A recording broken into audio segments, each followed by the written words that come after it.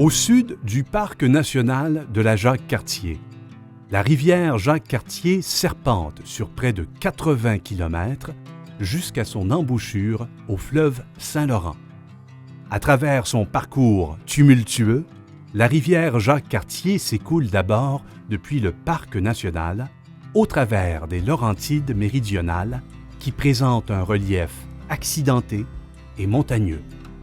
La rivière y parcourt sa vallée glaciaire encaissée, où elle présente de nombreux rapides. À mi-parcours, à partir de Saint-Gabriel de Valcartier, le relief s'aplanit. La rivière entre dans les basses terres du Saint-Laurent. La rivière s'écoule alors sur les terrasses sablonneuses de la Jacques-Cartier, où elle méandre tranquillement dans un lit plus large aux eaux plus calmes. Graduellement, le lit sablonneux se transforme en roches sédimentaires. La rivière s'encaisse et présente diverses configurations mélangeant rapides, canyons et méandres encaissés dans de hautes parois verticales, avant de finalement rejoindre le fleuve Saint-Laurent à son embouchure. La rivière Jacques-Cartier est connue pour sa richesse en paysages exceptionnels.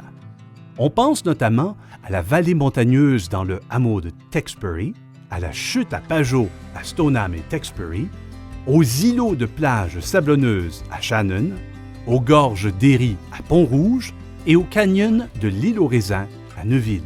Ce parcours a façonné de riches et merveilleux paysages, favorisant une abondance de milieux riches en biodiversité, un capital naturel important pour la région. En effet, la rivière Jacques-Cartier et son bassin versant sont porteurs d'une biodiversité importante. Elle est notamment la rivière à saumon se trouvant le plus au sud, au niveau du fleuve, et la seule à se déverser en eau douce. On observe aussi différentes espèces à statut particulier dans son bassin versant, comme la vergerette de Provencher, présente sur les plateaux de roches calcaires, et la couleuvre verte qui occupe les grands complexes de milieux humides. En plus de sa biodiversité, la rivière Jacques-Cartier est également prisée pour une grande diversité d'activités récréatives. À l'hiver, on peut y faire du ski de fond sur des sentiers aménagés en bordure de la rivière, de la raquette sur ses rives et de l'escalade sur glace sur les façades de l'île aux Raisins. À l'été, la rivière Jacques-Cartier est prisée pour la pêche sportive, une activité très populaire sur l'ensemble de la rivière, notamment pour l'omble de Fontaine et l'achigan à Petite-Bouche. On y observe aussi un parcours de plus de 64 km permettant aux amateurs de sports nautiques d'y faire du canot, du kayak, de la planche à pagaie et du rafting. De plus, il existe plus de 50 km de sentiers en milieu riverain pour y faire du vélo et de la randonnée.